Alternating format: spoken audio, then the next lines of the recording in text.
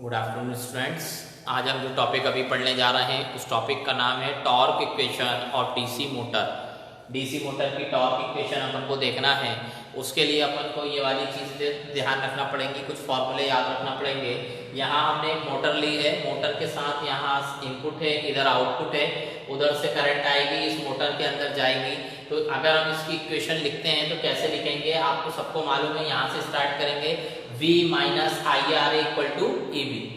ये अपनी इक्वेशन होती है मोटर की। अब मैंने क्या किया, ईबी को पहले लिख लिया, V माइनस आई आर को बाद में लिखा है। इसमें मैंने IA का मल्टीप्लाई कर दिया, गुणा कर दिया पूरे में IA का।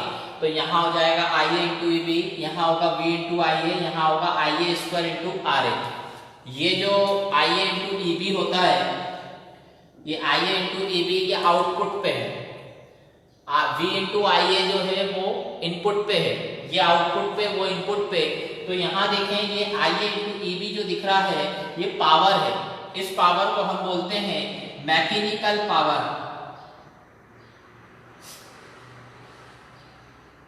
मैकेनिकल पावर,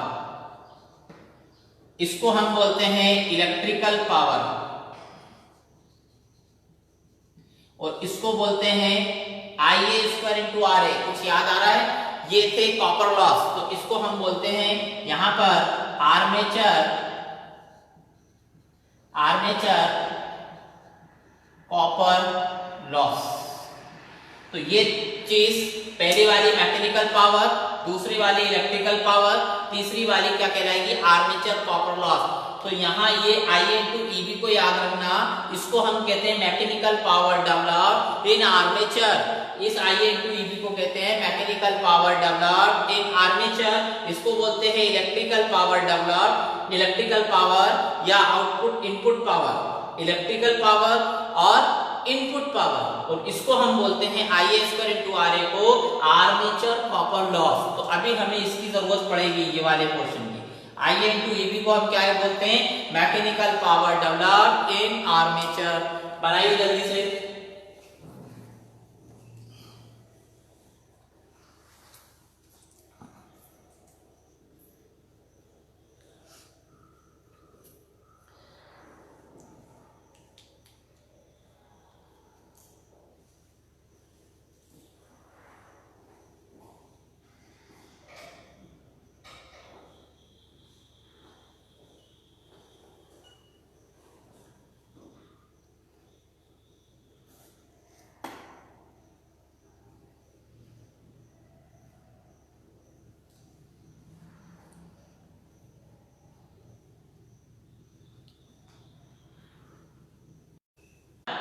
ये मोटर का सिंबल है, यहाँ इसकी इक्वेशन है, आई ए का मल्टीप्लाई किया, आई ए इंटू ई बी को कहेंगे mechanical power, V into I A को कहेंगे electrical power, I A square into R A को कहेंगे आर्मेचर कॉपर लॉस।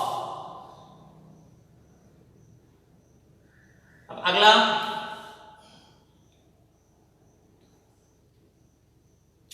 टॉपिक क्या है हमारा, टॉर्क है। ध्यान रखना, टॉर्क इक्वेशन निकालना है, उसके लिए ये सब चीजें हमें निकालनी पड़ेंगी।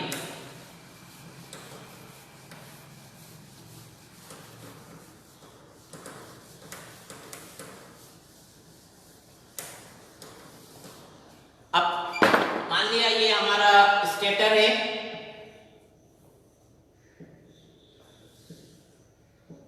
इधर है N, इधर है S, ये हमारा रोटर या आर्मेचर है,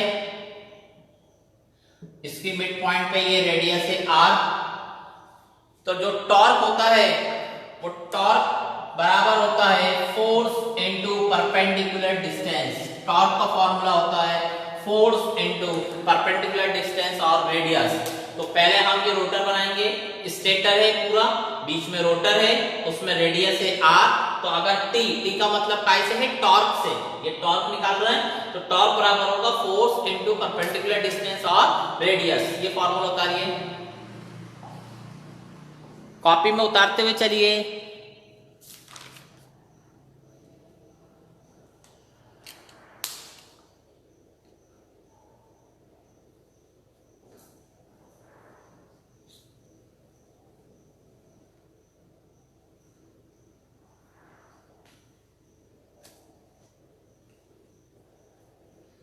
टॉर्क बराबर होगा फोर्स इंटू रेडियस या फोर्स इंटू परपेंडिकुलर डिस्टेंस।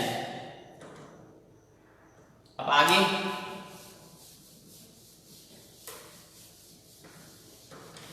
अब यहां से हमारा टॉर्क इक्वेशन स्टार्ट होगी। हम बात करते हैं सबसे पहले पीएम की। पीएम, पी का मतलब पावर से है, एम का मतलब होगा मैकेनिकल पावर। तो पीएम को पूरा कहते हैं, पीएम कहलाता है mechanical power developed in armature. Formula होता है इस पीएम को निकालने का work done into work done किया गया कार्य into number of revolution. Number of revolution के लिए हमने सिंबल क्या लिया था, वो लिया था कैपिटल एन, और आगे लिखेंगे नंबर ऑफ रिवॉल्यूशन पर सेकेंड। पहले हमने आरपीएम यूनिट बताई थी, एन की यूनिट होती है आरपीएम, रोटेशन पर मिनट। मुझे चाहिए पर सेकंड में, तो मैं एन को क्या करूंगा, डिवाइडेड बाय किससे कर दूंगा, 60 से। तो ये कहलाएगा number of revolution per second, N bye 60। अब वर्क डन बराबर क्या होता है, तो पीएम बराबर वर्क डन बराबर होता है force into displacement. Work done बराबर होता है फोर्स इनटू डिस्प्लेसमेंट। अब डिस्प्लेसमेंट किसे कहते हैं और डिस्टेंस किसे कहते हैं वो अपन बात करते हैं। इधर देखिए सभी लोग, कोई ये सर्कल है, इस सर्कल में हमने यहां से स्टार्ट किया चलना, ऐसे पूरा गोल घूम के वापस इस जगह पर आ गए। अगर हम उसी जगह पर पहुंचे और हमने पूछा डिस्प्लेसमेंट कितना है, डिस्प्लेसमेंट तो आपका आंसर आएगा 0। और अगर हमने बोला कि उस पोजीशन पे वापस पहुंचे हैं तो टोटल डिस्टेंस कितनी कवर करी, दूरी कितनी तय करी, तो यहाँ ये देखें ये सर्कल पूरा कंप्लीट हुआ, तो उसमें हम डिस्प्लेसमेंट बात कर रहे हैं, सॉरी डिस्टेंस की बात कर रहे हैं। तो डिस्टेंस बोले में कैसे निकालते हैं, n इक्वल टू निकालेंगे 2 पाई r से। ये 2 पाई r क्या कहलाता है, 2 पाई r कहलाता है सरकमफ्रेंस और परिधि। तो यहाँ अगर हम डिस्टेंस निकालेंगे तो 2 पाई r आएगा, और अगर डिस्प्लेसमेंट की बात करेंगे तो कितना आएगा, 0। यहां तक समझ आई बात। तो वर्क डन बराबर होता है फोर्स इनटू डिस्प्लेसमेंट, लेकिन यहां डिस्प्लेसमेंट में अगर मैं वैल्यू देखूं तो किसकी आ रही है, 0 की। तो यहां मैं 0 रख दूंगा तो पूरी वैल्यू क्या होगी, 0 हो जाएगी। इसीलिए यहां इस जगह पर हम डिस्प्लेसमेंट की जगह डिस्टेंस रखते हैं, तो वो होगी 2 पाई r।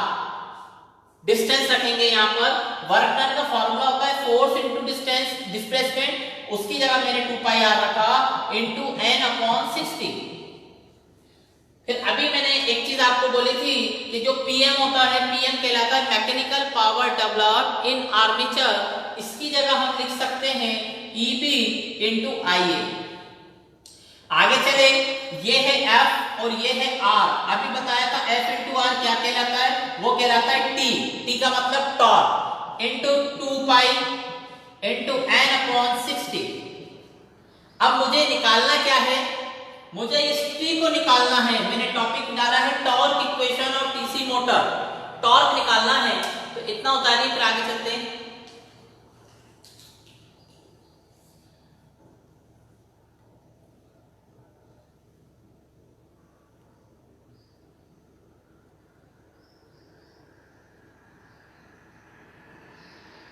ये बीच में कोई कोई फोन लगाता है ना बेटा, तो उस वजह से दिक्कत आती होगी।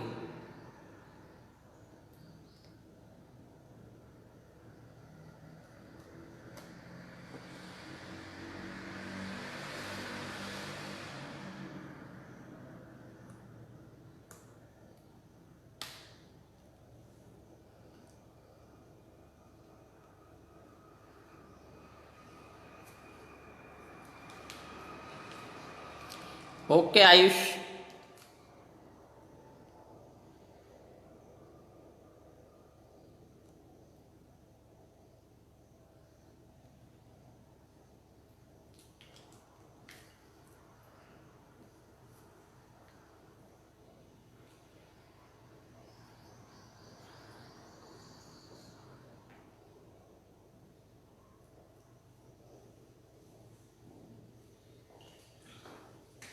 टॉपिक का नाम था torque equation of DC motor. तो Pm बराबर mechanical power developed in armature बराबर work done into number of revolution per second. Work done का फार्मूला फोर्स इनटू डिस्प्लेसमेंट होता है। अगर मैं गोले में डिस्प्लेसमेंट की बात करूंगा तो जीरो आ जाएगा, तो वो जीरो यहाँ नहीं रख सकते, इसलिए हमने डिस्टेंस रखी, और डिस्टेंस कितनी होगी गोले के अंदर 2 पाई आर, तो मैंने लिखा 2 पाई आर n/60। इस Pm की जगह पर लिखेंगे Eb into Ia, F into R को लिख सकते हैं T, 2 pi as it is, n/60 as it is. इतना होने के बाद अब हम इसके आगे चलेंगे।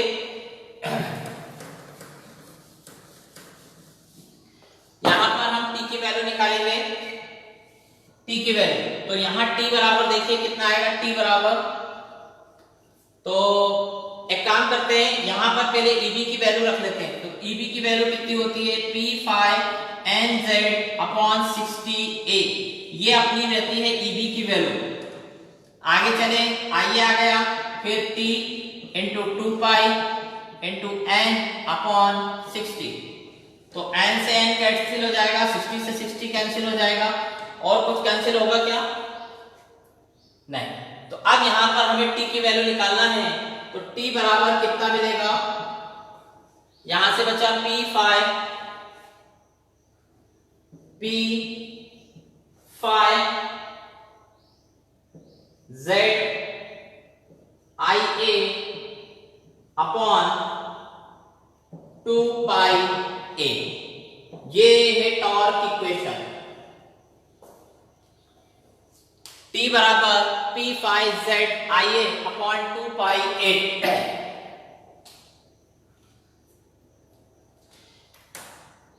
क्या किया, Eb की जगह P5NZ/60A रखा, ये EMF इक्वेशन होती है मोटर के लिए, Ia एज इट इज, बाकी सब वैल्यूज रख के हमने n से n कैंसिल कर दिया, 60 से 60 कैंसिल कर दिया, तो जो वैल्यू आई वो आई ये, लिख लीजिए जल्दी से इसको।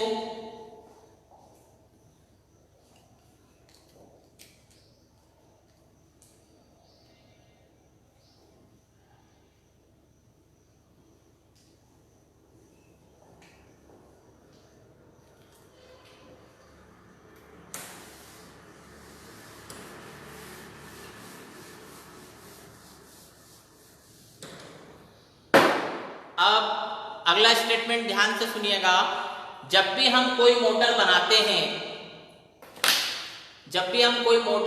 हैं तो उसमें सबसे पहले हम डिसाइड करते हैं पोल, नॉर्थ पोल, साउथ पोल, ऐसे पोल डिसाइड करते हैं कि ये जो मोटर या जनरेटर है इसमें हम 2 पोल रखेंगे, 4 पोल रखेंगे कि 6 पोल रखेंगे।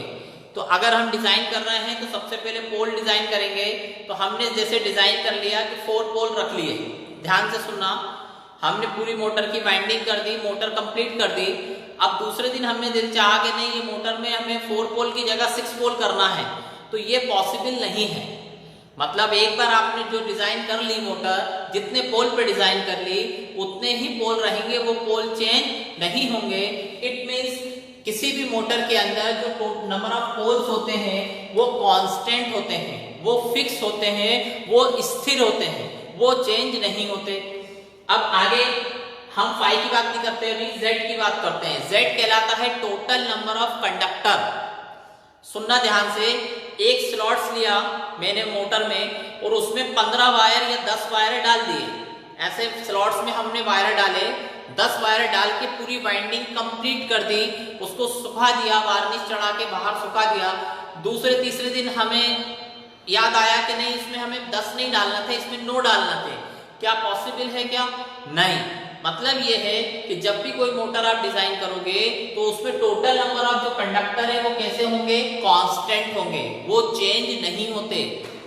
फिर जब आप वाइंडिंग करते हो तो उसमें लेप वाइंडिंग और वेव वाइंडिंग करोगे, या तो लेप करोगे या वेव करोगे, तो जो वाइंडिंग होगी वो भी नंबर ऑफ पैरेलल पाथ अगर एक बार अपने जितने आ गए उतने ही रहेंगे। मतलब जो ए होता है नंबर ऑफ पैरेलल पाथ वो भी फिक्स रहता है, कांस्टेंट रहता है, वो चेंज नहीं होता। तो यहाँ पर जो टॉर्क है वो इस प्रोपोर्शनल किस किस के आएगा, देखिए कौन कौन बचा, 2 पाई तो कांस्टेंट है ही, तो बचा क्या, पाई इंटू आई। तो पहली चीज आपसे ये वाइवा में पूछी जाएगी कि जो टॉर्क होता है वो किसकी प्रोपोर्शनल होता है, तो अपना आंसर आएगा फ्लक्स के और आर्मेचर करंट के। जो टॉर्क होता है वो फ्लक्स और आर्मेचर करंट के प्रोपोर्शनल होता है। आपसे टॉर्क इक्वेशन पूछी जा रही है, टॉर्क इक्वेशन ये आती है, किसके प्रोपोर्शनल है, तो वो फाई इंटू आई ए के प्रोपोर्शनल है। फाई क्या है, फ्लक्स, आई ए क्या है, आर्मेचर करंट, तो टॉर्क किसके प्रोपोर्शनल होगा, फाई इंटू आई। क्लियर है? तो पहली इक्वेशन जो ये दो याद रखना है। अब आता है DC shunt generator, DC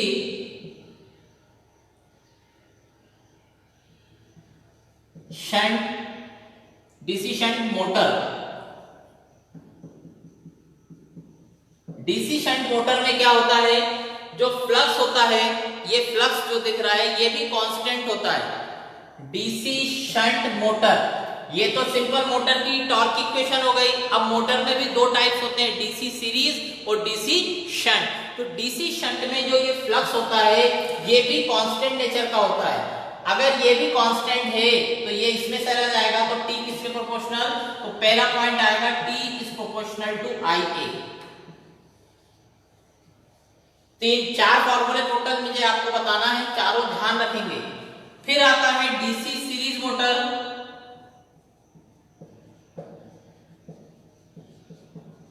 DC series motor दूसरा। तो डीसी सीरीज मोटर में क्या होता है, ये जो फ्लक्स होता है ये आई ए के प्रोपोर्शनल होता है। It means phi is proportional to I A, मतलब आप फाई ए की जगह आई ए लिख दो और आई ए की जगह फाई ए लिख दो। तो इक्वेशन अपनी ये है। तो यहां देखें जो फाई दिख रहा है इसकी जगह मैं कितना लिखूंगा, देखिए यहां पर T is proportional to I A into I A. तो I A into I A क्या कहलाएगा, आई ए स्क्वायर। तो टॉर्क इज प्रोपोर्शनल टू होता है आई ए स्क्वायर के। तो दूसरा पॉइंट आपको ये याद रखना है कि डीसी सीरीज मोटर में टॉर्क किसके प्रोपोर्शनल होता है, आई ए स्क्वायर के, और शंट में किसके प्रोपोर्शनल होता है, T is proportional to I ए। और नॉर्मल जो डीसी मोटर की टॉर्क इक्वेशन किसकी प्रोपोर्शनल होती है, फाई इंटू आई ए, और इक्वेशन कितनी होती है, P phi Z I A upon 2 pi A. तो ये डेरिवेशन आपको एग्जाम में पूछा जाता है, ये पॉइंट्स आपसे पूछे जाएंगे कि सीरीज मोटर में किसके प्रोपोर्शनल होता है, शंट मोटर में किसके प्रोपोर्शनल होता है, डीसी मोटर में किसके प्रोपोर्शनल होता है, सिंपल डीसी मोटर तो ये इसके प्रोपोर्शनल होगा। और अगर इक्वेशन पूछी जाए तो ये होगी। इसमें सब में नाम मालूम है, P क्या कहलाता है, total number of pole, phi क्या कहलाता है, फ्लक्स, Z क्या कहलाता है, total number of conductor, IA क्या कहलाता है, आर्मेचर करंट, और A क्या कहलाता है, नंबर ऑफ पैरेलल पाथ। यहाँ पर फाई IA सब मालूम है, ये शंट के लिए और ये सीरीज के लिए। यहाँ देखें लास्ट वाला torque is proportional to IA होता है, IA का स्क्वायर। इसका मतलब यहाँ जो करंट का स्क्वायर है, इसीलिए डीसी सीरीज मोटर को हम ट्रैक्शन में यूज करते हैं। ट्रैक्शन मतलब रेलवे में जो इंजन यूज किया जाता है, जो मोटर यूज की जाती है, वो डीसी मोटर यूज की जाती है। क्यों यूज करते हैं, क्योंकि उसका स्टार्टिंग टॉर्क जो होता है ना बहुत हाई होता है, क्योंकि यहाँ करंट का क्या है, स्क्वायर है, torque is proportional to IA square. तो स्टार्टिंग टॉर्क बहुत अच्छा रहता है, अच्छा स्मूथ चलती है ये मोटर, और स्टार्टिंग टॉर्क हाई होने की वजह से इसको ट्रैक्शन में यूज करते हैं, रेल के इंजन में इसका यूज किया जाता है। शंट मोटर का जो है वो कांस्टेंट स्पीड के लिए यूज करते हैं। तो ये पूरा डेरिवेशन है torque equation of DC motor. Important, इसके नोट्स मैं आपको प्रोवाइड करूंगा, तो पहले इतना बना लें।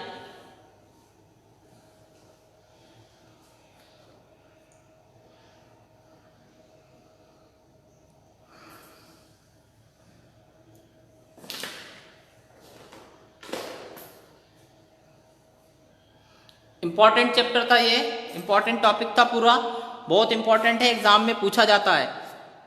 टॉर्क इक्वेशन और डीसी मोटर सिलेबस में भी मेंशन है, सिलेबस भी मेंशन है।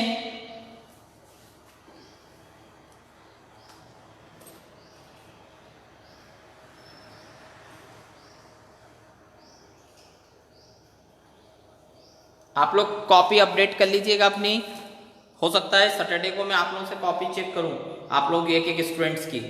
तो सैटरडे को आप लोग कॉपी अपनी पूरी दिखाएंगे, इसलिए अपनी कॉपी अपडेट कर लीजिए, नोट्स बनाइए, पूरे लेक्चर्स मेरे सुनिए। टोटल 29 लेक्चर्स हो चुके हैं अभी तक, पूरे 29 लेक्चर्स सुनिए आप लोग, देखिए कोई टॉपिक कहीं कोई वीडियो क्लियर नहीं हो तो वो टॉपिक आप लोग मुझे सेंड करिए, ताकि वो वीडियो फिर कैसे मैं आपको लोगों को तक पहुँचा सकूँ। डबल से बना सकूं, इसलिए आपसे रिक्वेस्ट है कि पूरे वीडियोस देखें। जो टॉपिक समझ नहीं आ रहा वो मुझसे पूछें। टाइम कम है अपने पास, मात्र 28 या 26 डेज बचे हैं जिसमें ये सिलेबस अपन को कंप्लीट करना है। पूरा सिलेबस बहुत ज़्यादा है, तो प्लीज़ आप लोग इसको सब्जेक्ट को बहुत अच्छे से पढ़ें, क्योंकि ये रुकेगा। ये सब्जेक्ट सबसे ज़्यादा रुकने वाला सब्जेक्ट यही है।